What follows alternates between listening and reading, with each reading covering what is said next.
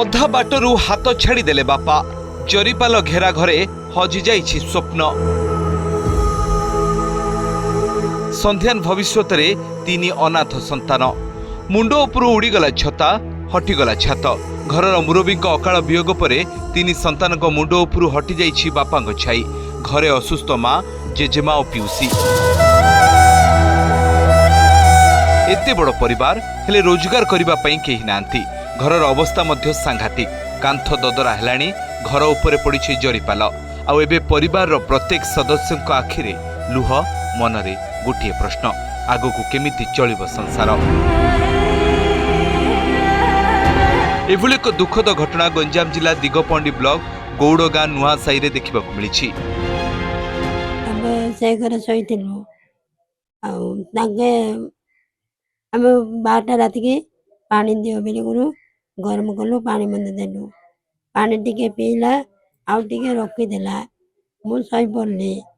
ତାଙ୍କ ଝିଅ ପାଖରେ ଥିଲା। ତାଙ୍କ ଝିଅ ଶୋଇପଡ଼ିଲା, ବାପା ହେଲେ ଶୋଇପଡ଼ିଲା। ଆଉ ଥରେ ମୁଁ ଉଠିଲା ବେଳକୁ ମୁଣ୍ଡା ହେଇକିରି ପଡ଼ିଛି। ଗୋବିନ୍ଦ ମହାରଣା କାଠ ମିସ୍ତ୍ରୀ ଭାବେ କାମ କରି ପରିବାର ଚଳାଉଥିଲେ।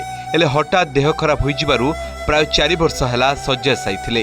6 ଦିନ ତଳେ ତାଙ୍କର ମୃତ୍ୟୁ ପରେ ପରିବାର ଉପରେ ମାଡ଼ି ଆସିଛି ଦୁଃଖର ପାହାଡ଼। ତିନି ସନ୍ତାନଙ୍କ ପାଠପଢ଼ା, ପରିବାରର ଭରଣପୋଷଣ ଏବଂ ଘରର ଦୁରାବସ୍ଥା, ସବୁକୁ ନେଇ ଚିନ୍ତାରେ ପରିବାର। ତାଙ୍କର ଦୁଃଖ ବି ଆମର ଆଖିରେ ଲୁହ ହଉଛି। ତାଙ୍କର ଦୁଃଖ ବି ସେ ମାର ଦୁଃଖ ଆଜ୍ଞା। ଆମେ ଗୋଟେ ମା ଜନ୍ମ କରିଛୁ ହେଲା, ସେ ମୋର କୁଟୁମ୍ବ ଜନ୍ମ କରିବେ, ସୁଖରେ ରହିବେ ବୋଲି ଚିନ୍ତା କରୁଥିଲେ। ଗୋଟେ ପୁଅ ଭେଣ୍ଡାରୁ ମଲା, ଗୋଟେ ପୁଅ ଭେଣ୍ଡାରୁ ମଲା। ମାଟା ମରିଯାଇଥିଲେ ଅତି ଚିନ୍ତା ହେଇଆ। ସେ ନହେଲା ଦୁଃଖ ପାଇକିରି ଆଉ କୋଣରୁ ନ ଉଠିକି ବଇଛି। କି କରିବ, ତାର ତ ଆୟୁଷ ଅଛି।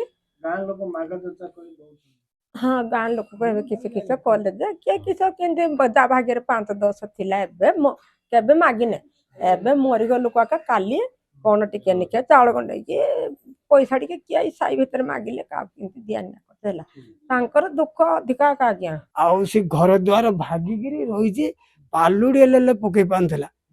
ଏବେ କିଏ କିସ କରିକି ସାହି ଭାଇରେ କାନ୍ଦା ବୋବା ହେଲୁଗୁରୁ ଚାନ୍ଦା ଫେଦା କଲୁ, ପାଲୁଡ଼ି ଆଣିକି ପକେଇଲେ। ଜାଣିଲ, ରାତି ଯାକ ଯୋଉ ବର୍ଷା ହେଇଗଲା, ତିନ୍ତି ଗଲା ଲୋକଟା ଆଜ୍ଞା। ତିନ୍ତିକିରି ତାକୁ ସନ୍ପାତ ଭଳିଆ ହେଇକିରି ଗୋବିନ୍ଦଙ୍କ ମୃତ୍ୟୁ ପରେ ଏବେ ତାଙ୍କ ତିନି ସନ୍ତାନଙ୍କ ଭବିଷ୍ୟତକୁ ନେଇ ଚିନ୍ତାରେ ପରିବାର। ଗୋବିନ୍ଦଙ୍କ ବଡ଼ ଝିଅ ଜଣେ ମେଧାବୀ ଛାତ୍ରୀ। ପାଠ ପଢ଼ି ଆଗକୁ ବଢ଼ିବା ପାଇଁ ତାଙ୍କର ଅନେକ ସ୍ୱପ୍ନ ରହିଛି। ହେଲେ ବାପାଙ୍କ ମୃତ୍ୟୁ ପରେ ସେହି ସ୍ୱପ୍ନ ଉପରେ ଏବେ ଚିନ୍ତାର ଛାଇ। ଏହି କଷ୍ଟ ସମୟରେ ଗାଁର ସାହି ବାସିନ୍ଦା ଓ ଗ୍ରାମବାସୀ ପରିବାର ପାଖରେ ଛିଡ଼ା ହୋଇଛନ୍ତି। ନିଜ ସାମର୍ଥ୍ୟ ଅନୁସାରେ ସହଯୋଗର ହାତ ବଢ଼ାଇଛନ୍ତି। ଏବେ ଏହି ଅସହାୟ ପରିବାରକୁ ସରକାରୀ ସହାୟତା ନେଇ ଗ୍ରାମବାସୀ ଦାବି କରିଛନ୍ତି। ଏବେ ବି ତାଙ୍କର କିଛି ନାହିଁ ବର୍ତ୍ତମାନ ସୁଦ୍ଧା।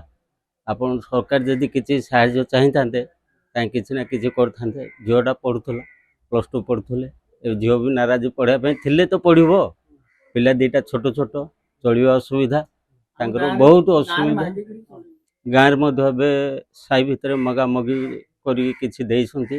ଏବେ ତାଙ୍କର ଯାହା ନିତ୍ୟକର୍ମ ଟିକେ ନିକେ ଚଳନୀୟ ଚାଲିଛି। ଗଭର୍ଣ୍ଣମେଣ୍ଟ ଯଦି କିଛି ସାହାଯ୍ୟ କରିଥାନ୍ତା ଭଲ ହେଇଥାନ୍ତା ବୋଲି କହିବା କଥା। ଆଉ ଏତିକି, ଆଉ କ'ଣ କହିବା ସାର୍। ବହୁତ ଦିନ ତାଙ୍କର ବାପା 4-6 ବର୍ଷ 10 ବର୍ଷ ହେଲା ପଡୁଥିଲା, ଆଉ ଅପସ୍ମାର ବେମାର। ଆଉ ସେ ବେମାରରେ ସେ ମରିଗଲେ।